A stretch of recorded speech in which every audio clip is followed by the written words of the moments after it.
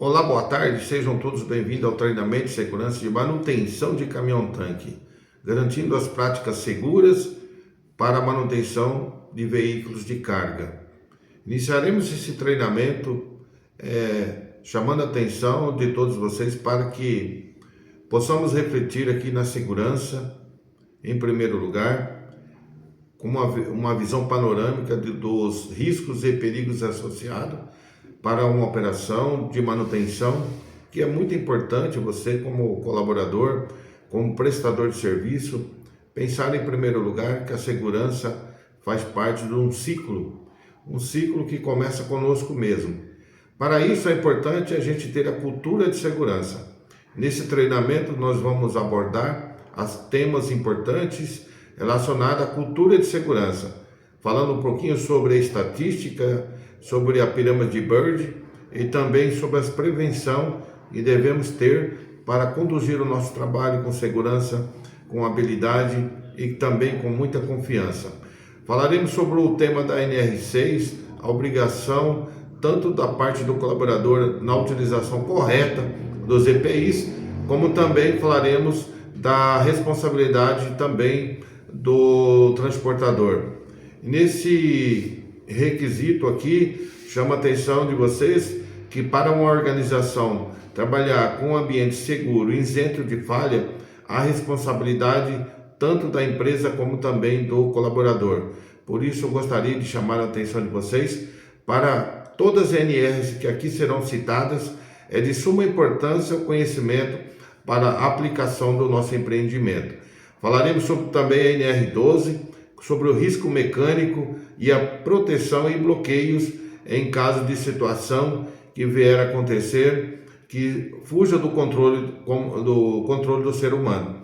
Falaremos também sobre a NR10, eletricidade, quais são os bloqueios que nós temos que ter como consciência ativa para, antes de iniciar qualquer tipo de tarefa, saber qual o risco e perigo associado nessas manutenções que serão realizadas. Também falaremos sobre a NR17, o sistema de ergonomia e os procedimentos adotados para que não tenhamos também nenhuma lesão, nenhum acidente relacionado a peso.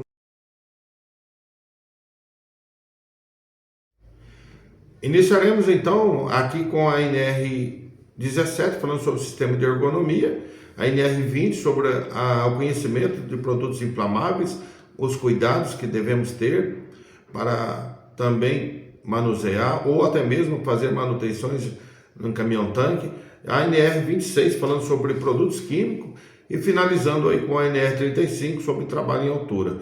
A partir de agora então, iniciaremos aí com uma introdução básica, com objetivo para que você tenha foco na prevenção de acidentes, e o treinamento enfatiza a prevenção de acidentes, cumprimento de regras, de normas, para que possamos ter aí um ambiente saudável, capacitar profissionais para o reconhecimento do risco antecipado, com o uso dos EPCs, também no uso dos EPIs, para garantir que esses procedimentos sejam seguros durante todo o processo de manutenção.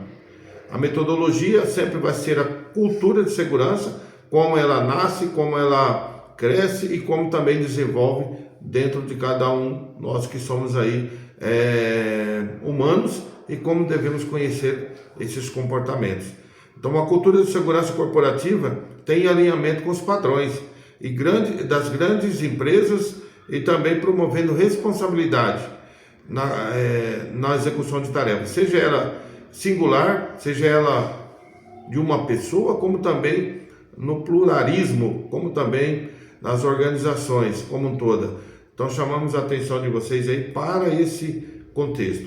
Falando aqui sobre cultura de segurança, como ela nasce, como ela cresce e como ela permanece viva nós como seres humanos.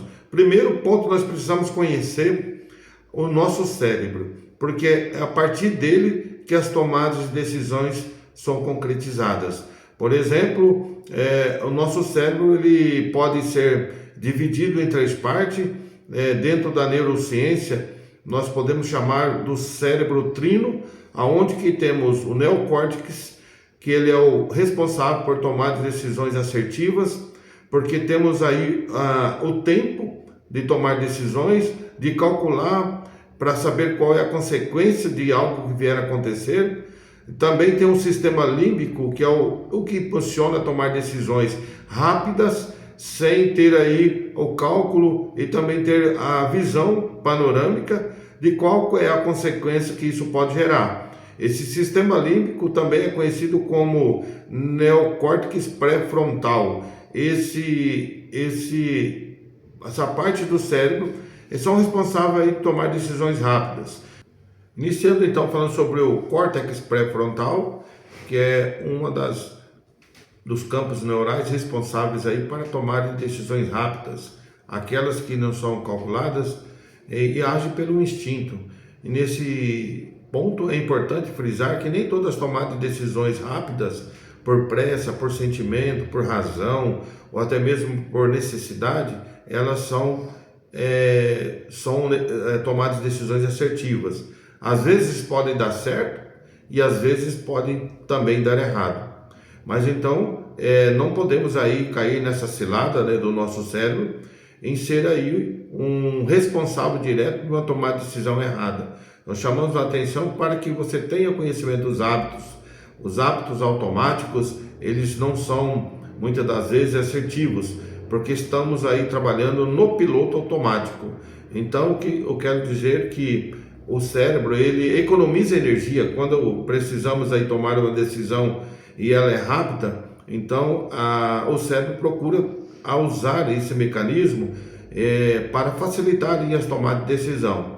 Então é necessário, pessoal, pensar antes de fazer qualquer coisa, porque as emoções elas podem trazer resultados negativos para a nossa operação. Talvez a tomada de decisão por medo, por pressa, por incerteza, isso leva aí aos atalhos mentais que provocam aí também uma tomada de decisão não assertiva.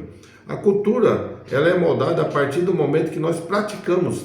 A cultura de segurança, ela vai ser implantada no nosso cérebro e vai ter crescimento a partir da medida que nós praticamos aí incessantemente, para que possamos buscar aí a nossa meta, o nosso alvo, que é zero acidente em todas as nossas operações. Então, mudança de hábito é a partir do momento que você reconhece as falhas que você já ao longo do tempo adquiriu, mas precisa ter mudanças de comportamento. Por isso nós vamos passar pela pirâmide do alerta, onde nós vamos conhecer aí os quase acidentes, danos materiais, lesões e fatalidade. Segundo a pirâmide de Frank Bird e também de Jim Bennett e de Peterson, há uma probabilidade de acontecer 600 quase acidentes antes de ter danos materiais, antes de lesões e fatalidade. Mas para isso é preciso conhecer as estatísticas, os números que vão apontar como algo que faz parte do nosso cotidiano. Na pirâmide diz 600 quase acidentes para 30 danos materiais, para 10 lesão maior ou menor e uma fatalidade. Isso significa que 600 oportunidades de não ter danos materiais, nem lesões e fatalidades, são demonstradas antes que ela aconteça. Por isso é importante conhecer as estatísticas da pirâmide de Peterson e ter aí, né, a nossa agora concepção da prevenção diária e prevenir aí os acidentes de maneiras que os desvios de condutas possam ser abortados aí da nossa operação. Então, a responsabilidade e a competência de todos fazem parte de uma gestão própria das pessoas que vão conduzir os seus negócios, trabalhar na manutenção de uma maneira sempre preventiva, prevencionista, que reduz o número de acidentes e a busca incessante de zero acidente em todas as operações. Vamos passar então pelas cores do semáforo. O semáforo na cor vermelha representa pare, na cor amarela representa um alerta e na cor verde representa o siga. Passando para as cores, vamos entender dentro das operações como isso significa. Vermelho, pare, não inicie a sua tarefa enquanto você não tem certeza de que está correto. O amarelo, avalie o risco antes de tomar a decisão. Se você tem treinamento, se você tem conhecimento, se você tem habilidade, se você tem ferramentas adequadas, se você tem EPIs adequados para continuar realizando essa tarefa. Se não tem possibilidade de fazer com segurança, não faça, porque o verde está pedindo para agir, mas agir somente quando você tem a certeza de que tudo pode dar certo. Há uma incerteza muitas das vezes no ser humano, porque ele acostuma com seus hábitos e acha que errar é humano, mas no contexto de segurança e da saúde das pessoas, é preciso, antes de tomar decisões, avaliar o risco, porque geralmente gera consequência e às vezes as consequências são gravíssimas. Então é importante vocês refletirem sobre as condições do trabalho e sempre fazer a autoavaliação de segurança, para que iniciar o trabalho e durante a tarefa e no final dele seja um seguro. Passamos também aqui por a ferramenta do alerta, que é o quase acidente. E essa ferramenta ela serve para também justificar de forma precisa quantos quase acidentes acontecem antes de acontecer aí um evento indesejado. Então todos os quase acidentes devem ser reportados, porque isso gera um banco de dados, um histórico, e com esse histórico a gente consegue ter aí ferramentas para trabalhar o comportamento humano, por exemplo, DSS, reuniões, ou até mesmo treinamento específico, porque antes já foi ali levantados os dados e temos aí agora um gerenciamento de risco através dos reportes de quase acidente. Então é importante você reportar para o seu supervisor todas os quase acidentes que podem ocorrer na sua manutenção, no seu trabalho, que isso gera um banco de dados e com certeza vai gerar também procedimentos novos aplicados em todos os nossos empreendimentos. Também chamo a atenção de vocês aí para o conhecimento da NR6. O que é isso?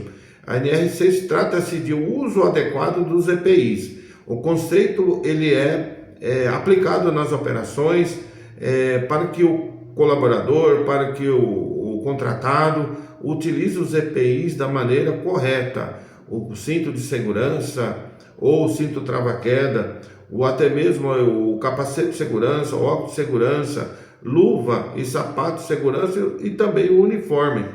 Todos esses EPIs é para que você consiga trabalhar dentro do seu cenário de trabalho, da sua área prevista, e que você tenha aí uma segurança e protegido quanto a qualquer situação que vier a acontecer. Mas também há responsabilidade também do empregador em fornecer os EPIs adequados para cada tarefa. O técnico de segurança do trabalho, ele avalia a área, ele também disponibiliza aí os EPIs adequados para o uso diário em todas as suas tarefas. O dia só começa bem quando você começa com segurança. E começar o dia com segurança é utilizar os EPIs da maneira correta, os EPCs também para proteção coletiva, como o uso do guarda-corpo, como o uso também da linha de vida e também do cinto trava-queda. Fazendo esse uso dessas ferramentas adequadas, de acordo com a NR6, você está sendo protegido, a empresa garantindo o seu espaço de trabalho seguro e com certeza uma gestão de pessoas full times para que tenhamos um ambiente seguro e você seja aí um funcionário, um contratado, garantindo aí a responsabilidade e também a redução de acidentes na operação. Então agora nós vamos falar um pouquinho sobre a NR12, a segurança das máquinas e dos equipamentos. Nós estamos falando aqui de um trabalho de manutenção de veículos pesados, de caminhão, que precisa ter conhecimento tanto dos equipamentos que vocês irão utilizar para a manutenção dos caminhões. Exemplo, macacos, chave de rodas, ferramentas de força, né, que vão utilizar aí para poder, no momento da execução da manutenção, você não sofre um choque sobre a musculatura, então é importante ter aí esse conhecimento, as ferramentas adequadas e nunca utilizar os improvisos, porque isso também gera também acidente nas operações. Então o risco mecânico mais comum nos equipamentos é aqueles que apresentam a questão do esmagamento e da proteção contra partículas volantes ou de quedas ou também de partículas que podem ser arremessada contra o colaborador. Esses são os riscos constantes aí durante a manutenção de veículos pesados. Mas também é importante frisar sobre os dispositivos de segurança, que são aqueles que são sensores de botões de emergência, essenciais para prevenir e garantir a segurança do nosso operador, do nosso colaborador.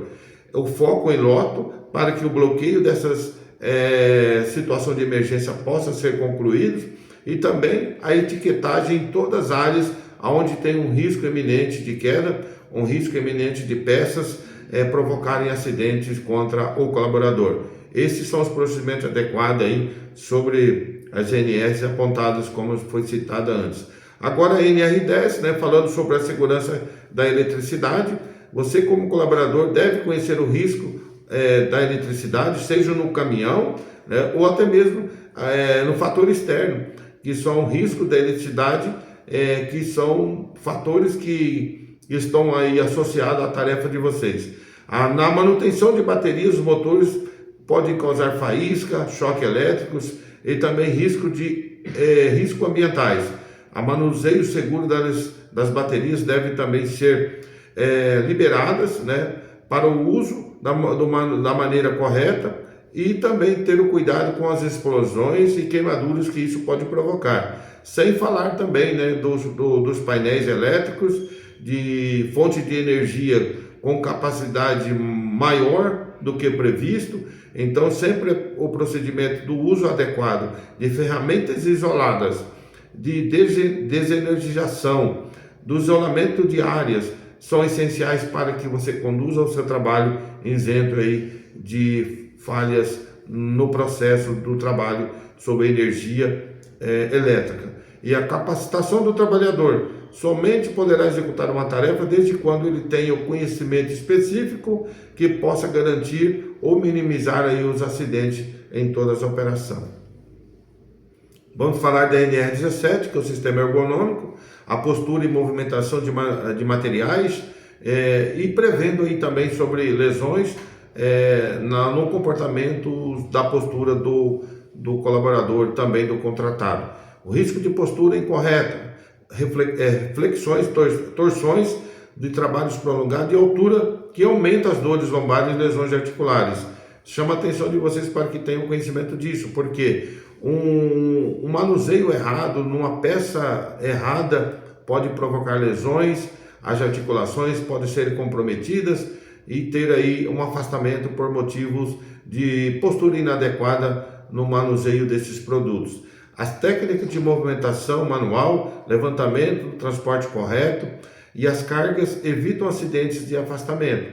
Então, na organização é preciso ter um ambiente organizado, fazer aí as pausas para alongamentos, para que as musculaturas estejam também em conformidade com a tarefa de vocês, e também ter aí a questão da fadiga, controlada, melhorando a produtividade em toda a execução de tarefa.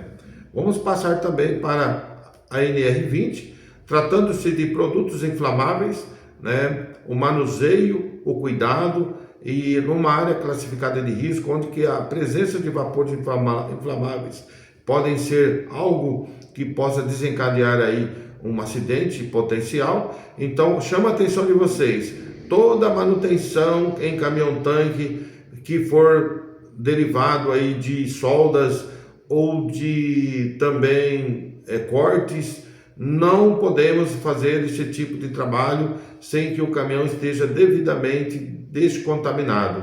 A descontaminação deve ser feita com vapor em locais apropriados, que são credenciados pelo Inmetro, que tenham aí uma resolução por trás disso, e que esse caminhão ele passa com descontaminação de de vapores de 2 horas a 95,5 graus de temperatura e depois colocando o aparelho para ver a quantidade de vapores inflamáveis concentrado no ambiente do tanque.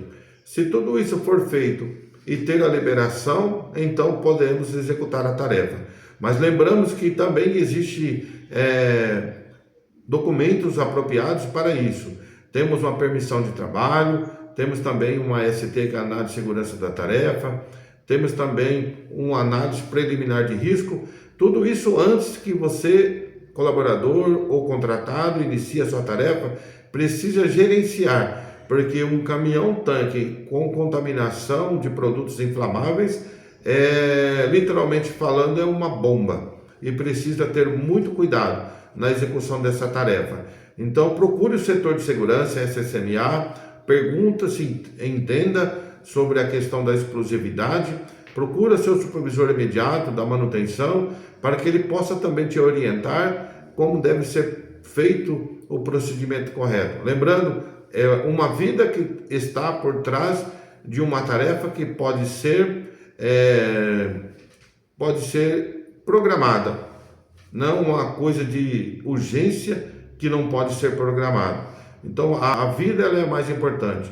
Toda a manutenção é importante, mas a segurança de vocês e a vida ela é de suma importância. Então chama a atenção de vocês porque produtos inflamáveis existe o grau aí de periculosidade que pode ser muito perigoso se você não tiver o acompanhamento adequado para essas tarefas. Também chama a atenção de vocês para que tenham conhecimento sobre todo tipo de operação que são essenciais para que você tenha segurança. Então, a limpeza dos tanques, o aterramento dos tanques, controle de espaço confinado são fundamentais para evitar situações gravíssimas aí. Vocês não têm autoridade para entrar dentro de um tanque, porque para isso precisa ter treinamento específico e o caminhão precisa ter também a descontaminação do tanque. Então não é permitido nenhum mecânico entrar dentro do tanque, a não ser que tenha todas as responsabilidades associadas, garantindo a segurança e a vida desse colaborador. A preparação de emergência para um treinamento, para um desenvolvimento aí de emergência de classe B, que é considerado aí aos líquidos inflamáveis, é preciso ter a equipe de brigadista treinada para que apoie em qualquer situação que venha acontecer aí um risco iminente de fogo. Então, o planejamento, a capacitação faz parte do cuidado, da disciplina operacional, que garante a nossa operação segura permanentemente. Contamos aí com a colaboração de todos vocês, tá bom? E também a sinalização. De acordo com a NR26, existe a sinalização e padronização de produtos perigosos. Todas as áreas que existem aí, produtos devem ser padronizados e também devem ser sinalizados. A importância da organização na área de manutenção é de suma responsabilidade de quem executa a tarefa. Se temos locais onde armazenam ali produtos inflamáveis, devem ser bem sinalizados, para que todos tenham conhecimento do risco e perigo associado. A NR6 define a diretriz para a sinalização que alerta, orienta sobre risco químico ambiental no local do trabalho. Então, o gerenciamento de risco padroniza a rotulagem química com pictogramas, frases de advertência para garantir a comunicação da área de risco. O uso desses informativos são responsáveis para a saúde do trabalhador e o grau de inflamabilidade desses produtos químicos. Então é preciso ter o conhecimento também da ficha técnica de produto, chamada a FDS, que é a ficha de dados de segurança do produto químico, para que você possa ter conhecimento disso e ter aí uma habilidade na hora de execução de tarefa. E agora nós vamos falar sobre procedimento da NR35. Antes de você executar uma tarefa, vocês devem ter o treinamento exclusivo da NR35, mas também deve utilizar os EPIs adequados, o cinto trava-queda, a linha de vida. Não faça esse trabalho sem ter esse conhecimento do uso correto dos EPIs, e todas as vezes que vocês forem subirem um caminhão, avaliem o risco de queda, porque além disso precisa ter também o atendimento de primeiro socorro, o atendimento de emergência. Então é necessário ter aí o cuidado para que não sofra uma queda. Se sofrer a queda pode causar lesões ou até mesmo fatalidade. Então todos esses trabalhos devem ser gerenciados pelo colaborador e também pelo supervisor de segurança, e com o apoio do SSMA, garantindo uma operação segura e isenta de qualquer falha. Pessoal, então finalizamos aqui esse treinamento. Com esses procedimentos nós vamos garantir que a operação seja segura e que vocês tenham aí um bom trabalho e uma disposição, que o mais importante é vir para o trabalho, mas também voltar para casa em segurança. Muito obrigado e até o próximo treinamento.